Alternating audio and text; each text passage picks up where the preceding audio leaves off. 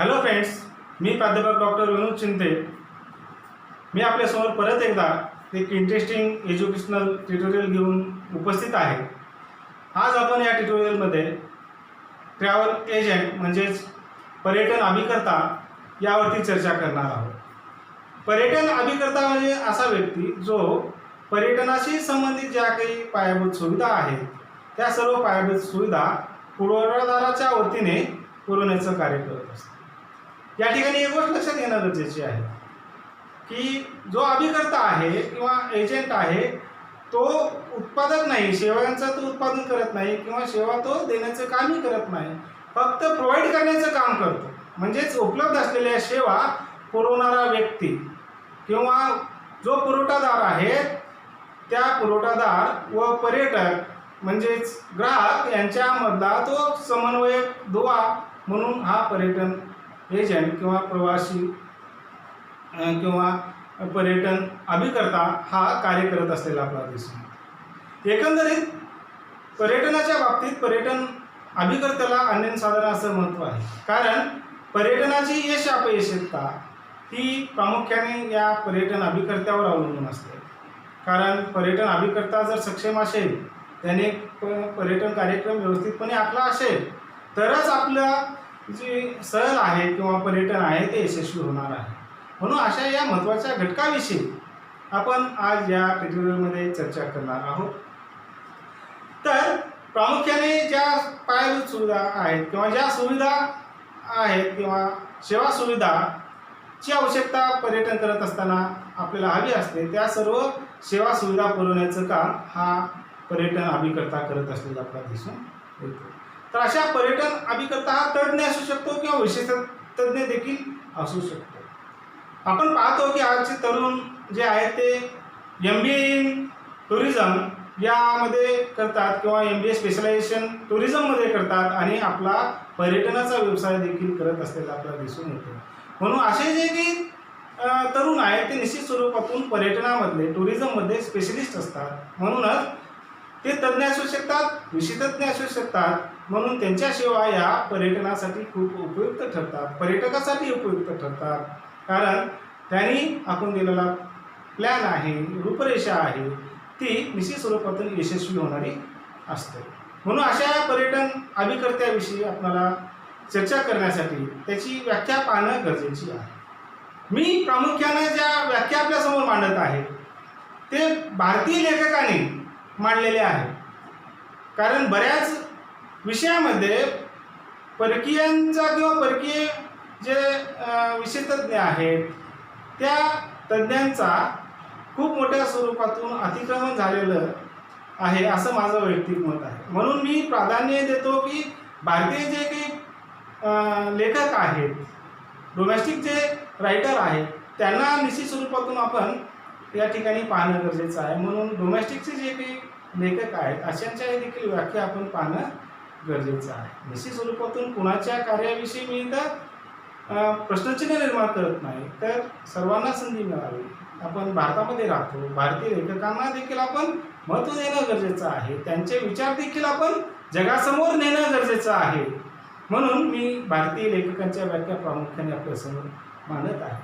त्यातलीच व्याख्या मी स्वतः म्हणजे प्राध्यापक डॉक्टर विनोद चिंते म्हणजेच मी यांनी केलेली व्याख्या आहे पर्यटन अभिकर्त्याची, ती व्याख्या मी तुमच्यासमोर मांडण्याचा प्रयत्न करतो.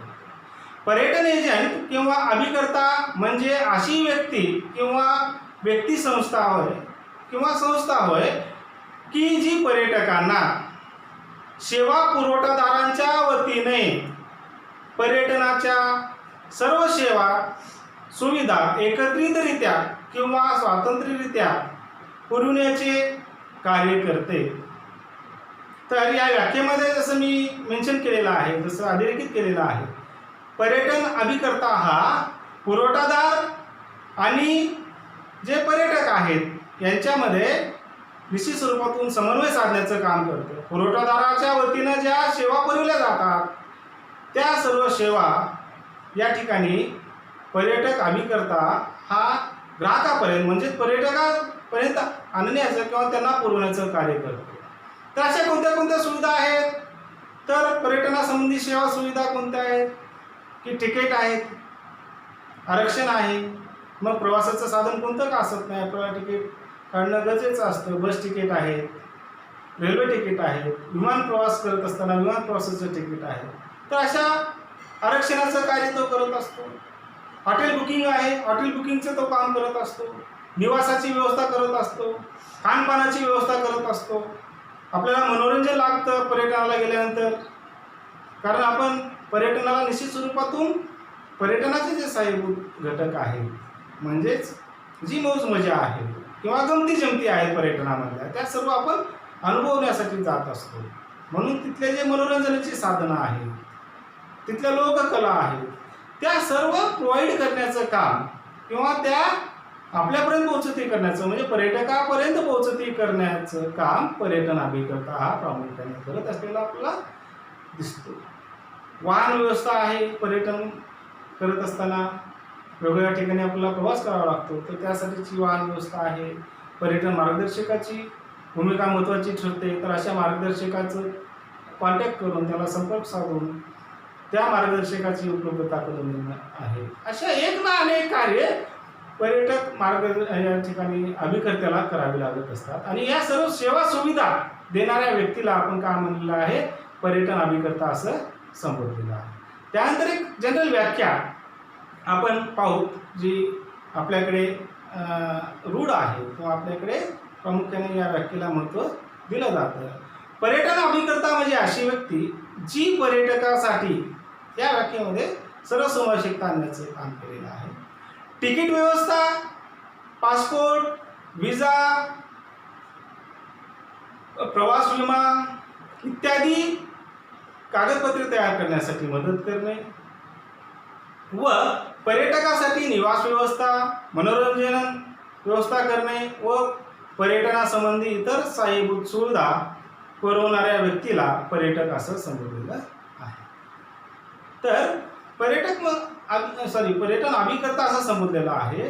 पर्यटन अभिकर्ता म्हणजेच सेवा पुरविणारा एक किरकोळ व्यावसायिक आहे. प्रामुख्याने आपण व्यावसायिक दृष्टिकोनातून जेव्हा बोलतो तेव्हा सेवा पुरविणारा हा किरकोळ व्यावसायिक आहे असं देखील आपण म्हणू शकतो. तर ज्या सेवा सुविधा पर्यटनासाठी आवश्यक आहेत, त्या सर्व सेवा सुविधा पुरवण्याचं काम पर्यटन अभिकर्ता करत असतो. यामध्ये मग प्रवासासंबंधी आहेत, राहण्यासंबंधी आहेत, खानपानाविषयीच्या सेवा सुविधा आहेत किंवा लक्झरियस सेवा, इतर ज्या लक्झरियस सेवा आहेत, आलिशान त्याला आपण सेवा असं समजू शकतो. तर अशा सेवा सुविधा पुरवणाऱ्या व्यक्तीला पर्यटन अभिकर्ता असं आपण या ठिकाणी निश्चित स्वरूपातून म्हणू शकतो. तर अशा या पर्यटन अभिकर्त्याचे कार्य आपण या ट्युटोरियलमध्ये पाहणार आहोत. तर पर्यटनाचं यश अपयश हे प्रामुख्यानं पर्यटन अभिकर्त्यावर असतं. म्हणून पर्यटक अभिकर्त्याचे जे कार्य आहेत ते खूप महत्त्वपूर्ण ठरतात सहलीच्या किंवा पर्यटनाच्या यश अपयशासाठी. म्हणून सर्वात पहिलं जे पर्यटन अभिकर्त्याला कार्य करावं लागतं ते म्हणजे पर्यटन किंवा पर्यटन स्थळाची माहिती प्रदान करणे. जो पर्यटन अभिकर्ता आहे त्या पर्यटन अभिकर्त्याला वेगवेगळे जे की सहलीचे ठिकाण आहेत, टूर डेस्टिनेशन जे आहेत, त्या सर्व टूर डेस्टिनेशनची किंवा पर्यटन स्थळाविषयीची इतिमूत माहिती असणं गरजेचे आहे. आणि इतिमूत माहिती असेल तरच तो पर्यटन अभिकर्ता हा आपल्या क्लायंटला म्हणजेच पर्यटकांना त्या संबंधीची माहिती देऊ शकतो. म्हणून पर्यटन करण्यासाठी किंवा नियोजित पर्यटक म्हणून जे पर्यटक या अभिकर्त्याच्या कार्यालयात येऊन भेट देणार आहेत त्यांना निश्चित स्वरूपातून पर्यटनासंबंधीची नियोजित पर्यटन असेल किंवा मग पर्यटन असेल, जे क्लायंट आहेत डायरेक्ट क्लायंट त्यांना पर्यटनाविषयीची माहिती देणे आणि जे नियोजित पर्यटक आहेत त्यांना नियोजित पर्यटनाविषयीची माहिती प्रदान करण्याचं एक महत्त्वपूर्ण कार्य या पर्यटन अभिकर्त्याला करावं लागत असतं. त्यानंतर पर्यटन कार्यक्रम किंवा रूपरेषा तयार करणे. पर्यटनाची एकंदरीत जी रूपरेषा आहे ती रूपरेषा किंवा कार्यक्रम तयार करणे. समजा आपल्याला एका सहलीला जावायचे आहे आणि त्या सहलीला जाण्यासाठीची आपल्याकडे प्लॅनिंग नाही आहे, रूपरेषा नाही आहे, तर निश्चित स्वरूपातून आपण सहलीमध्ये किंवा आपल्या पर्यटनामध्ये आपण तितका एन्जॉय करू शकणार नाही जितका की नियोजनबद्ध जर कार्यक्रम आखला गेला, कोणत्या ठिकाणी किती वेळ घालवायचा आहे, कोणत्या पर्यटनस्थळी कोणती कोणती स्थळे पाहायची आहे त्याची इतिभूत माहिती असणं गरजेचं आहे. त्या पर्यटन स्थळांना किती वेळ द्यावायचा आहे याची पण माहिती असणं गरजेचे आहे. की प्रामुख्यानं आपल्या औरा शहाजानीमध्ये ज्या ज्या काही सहली जातात, टूर जातात, मग शैक्षणिक सहली असेल किंवा मग आमच्या मित्रमंडळीच्या सहली असतील, ते प्रामुख्यानं माझ्याशी विचारविनिमय करतात की कारण मला आवड आहे आणि त्यामधलं थोडंसं मला नॉलेज पण आहे. मी निश्चित स्वरूपातून त्यांना सहकार्य करतो, त्यांना मार्गदर्शन करण्याचं काम करतो किंवा कोणत्या ठिकाणी तुम्ही जात आहात तर त्या ठिकाणचे जी पर्यटन स्थळं आहेत माझ्या नॉलेजमध्ये असतील तर निश्चित स्वरूपातून सांगण्याचा प्रयत्न करतो. किंवा माझ्या माहितीच्या बाहेरचं एखादं पर्यटन स्थळ असेल, निश्चित स्वरूपातून आहे जगामध्ये अनेक पर्यटन स्थळं आहेत जे की माझ्याही आत्ता माहितीच नाही आहेत. तर अशा पर्यटन स्थळाविषयी जर माहिती काढायची असेल तर आज आपल्याकडे इंटरनेट हे खूप मोठं माध्यम आहे. म्हणून त्या माध्यमातून आपण नियोजन करणं गरजेचं आहे. समजा आपल्याला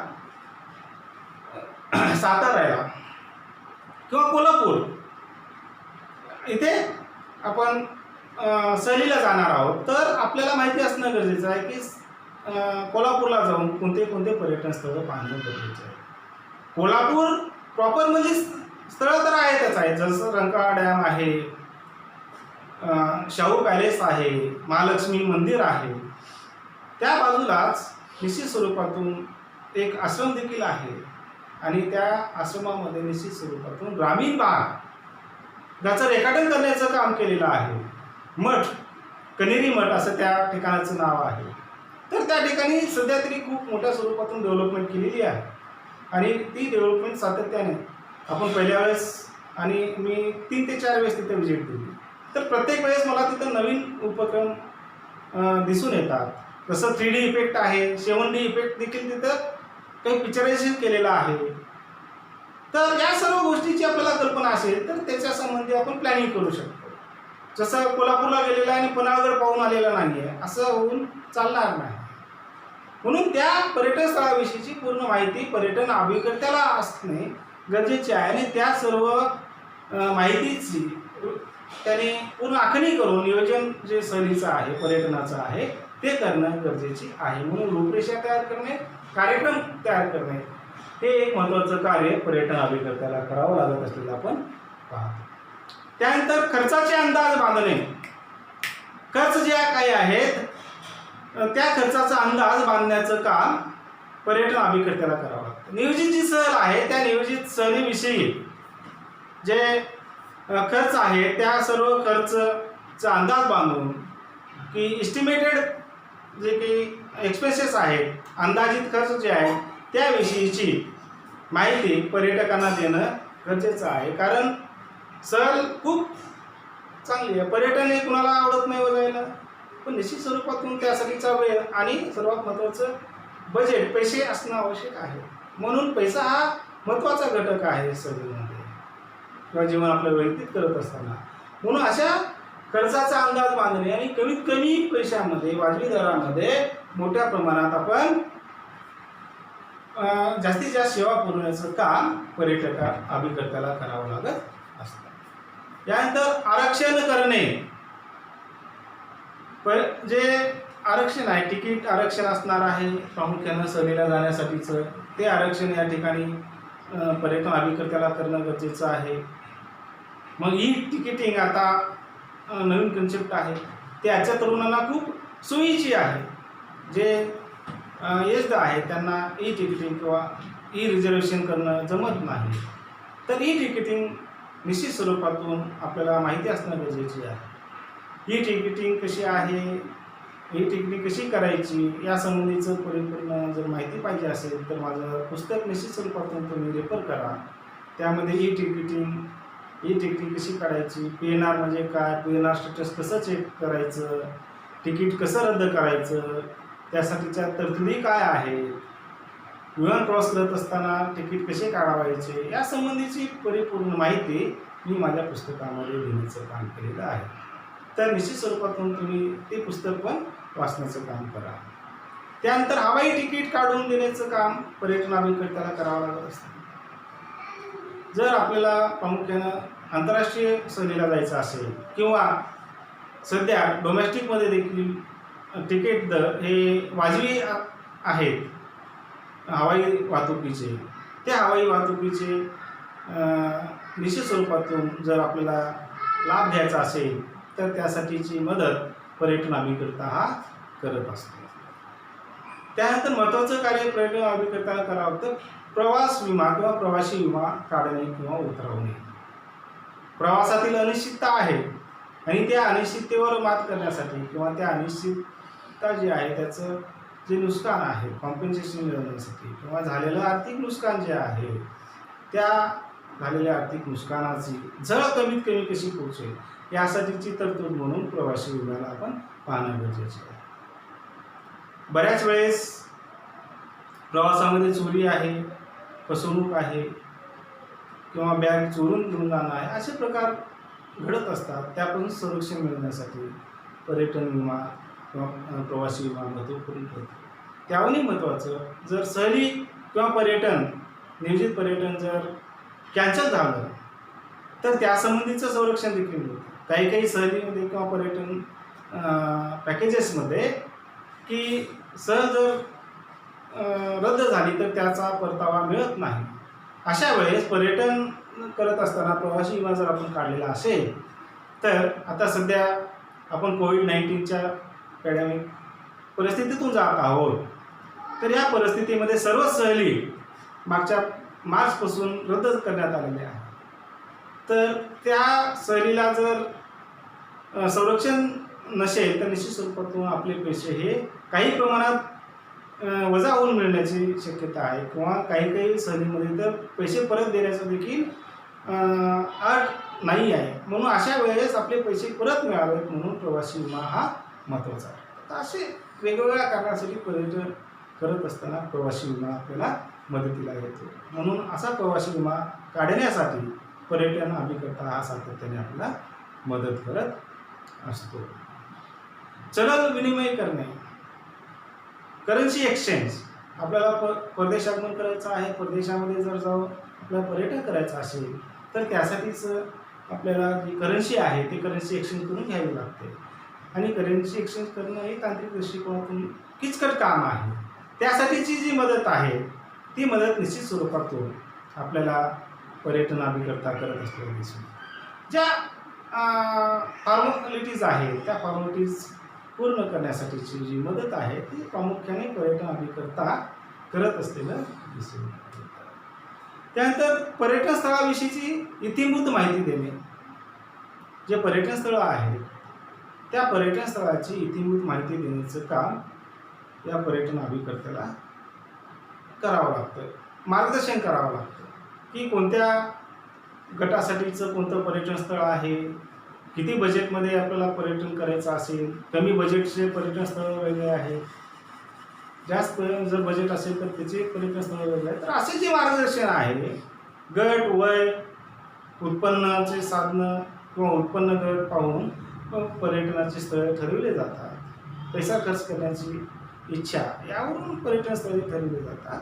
तर त्यासाठीचं इतिमूत माहिती मार्गदर्शन पर्यटन अभिकर्त्याला करावं लागतं. त्यानंतर महत्त्वाचं कार्य पर्यटन अभिकर्त्याला की प्रवासातील जे फॉर्मॅलिटीज आहेत किंवा तरतुदी आहेत, जे दस्तऐवज आहेत त्या दस्तऐवज तयार करण्याचं काम किंवा त्या दस्तऐवज तयार करण्यासाठीची तांत्रिक मदत किंवा मार्गदर्शन पर्यटन अभिकर्त्याला करावं लागतं. की आपल्याला पासपोर्ट काढायचा आहे, जर तुम्ही कोणी पासपोर्ट काढलेला असेल तर पासपोर्ट काढण्यासंबंधीच्या ज्या काही प्रोसेस आहेत त्या माहिती असतील, नसतील तर निश्चित स्वरूपातून त्या किचकट असलेल्या आपल्याला दिसून येतात. म्हणून पासपोर्ट काढणं आहे, विजा मिळवणं तर त्याहूनही किचकट बाब आहे,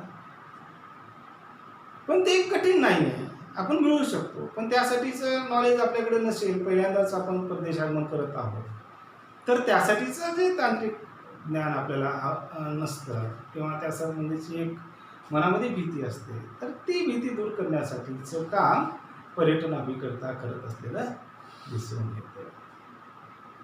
त्यानंतर सहलीचे किंवा पर्यटन सहलीचे आयोजन करणे महत्त्वाचं काम आहे. सर्व वयोगटातील, सर्व उत्पन्न गटातील जे काही पर्यटक आहेत त्या पर्यटकांना समाविष्ट असे पर्यटन सहली आयोजित करण्याचं काम पर्यटन अभिकर्ता करत असलेले दिसून येतं.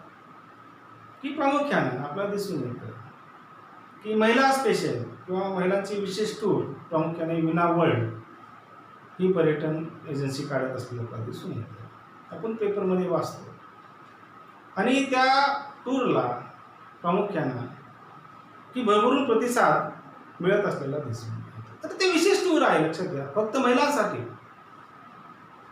त्या टूर आयोजित करण्यात आलेल्या असतात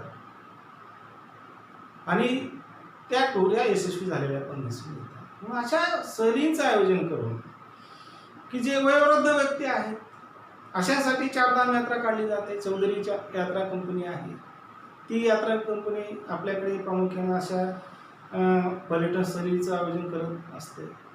तर वेगवेगळ्या वयोगटासाठी वेगवेगळ्या उत्पन्न गटातील पर्यटकासाठी सहलींचे आयोजन करावं लागत असतं. जसं बॅचलर टूर्स आहेत, हायमन टूर्स आहेत, हनीमून टूरचं आयोजन हे न्यूली कपल जे आहेत, न्यूली मॅरिड जे आहेत, नवविवाहित जे आहेत त्याच्यासाठी काढलं जातं. तर अशा सहलींचं आयोजन करून पर्यटकांना आकर्षित करण्याचं काम हे पर्यटन अभिकर्त्याला करावं लागत असते. त्यानंतर सहल रद्द झाल्यानंतर किंवा पर्यटन सहल रद्द झाल्यानंतर मदत करणे. अनेक कारणामुळं पर्यटन हे रद्द होत असतं. काही वेळेस नैसर्गिक आपत्ती आहे, ज्या प्रदेशात आपण सहलीला जाणार आहोत, पर्यटनाला जाणार आहोत, त्या ठिकाणी नैसर्गिक आपत्ती जर आली, जसं आत्ताच मी म्हणलं की कोल्हापूरला आपल्याला सहलीला जायचं आहे आणि मागच्याच 2020मध्ये जून महिन्यामध्ये आणि जुलै महिन्यामध्ये महापूर कोल्हापूरला होता आणि अशा महापुरामुळे तिथल्या सहली रद्द करण्यात आल्या. तर अशा सहली प्रामुख्याने सध्या तर कोविड-19 असल्यामुळे सर्व सहली या रद्द करण्यात आलेल्या आहेत, ती गोष्ट वेगळी. पण अशा नैसर्गिक आपत्ती आहेत, भूकंप आहे, पूर आहे, पूरजन्य परिस्थिती आहे, अतिवृष्टी आहे, केदारनाथला जसं ढगफुटी झाली होती, अशा अनेक नैसर्गिक आपत्ती येऊन किंवा आपल्याकडून कधी कधी पर्यटकाकडून सहल रद्द होते. तर अशा वेळेस काय काय तांत्रिक बाजू आहे त्या संबंधीची माहिती पर्यटकांना देऊन त्यांची मदत करण्याचं काम पर्यटन अभिकर्त्याला करावं लागेल असतं. तर या ट्युटोरियलमध्ये आपण पर्यटन अभिकर्ता म्हणजे कोण किंवा काय हे पाहिलेलं आहे. त्यासोबत पर्यटन अभिकर्त्याची कार्य पण आपण चर्चा केली आहे. हा व्हिडिओ पाहिल्याबद्दल सर्वांचे धन्यवाद.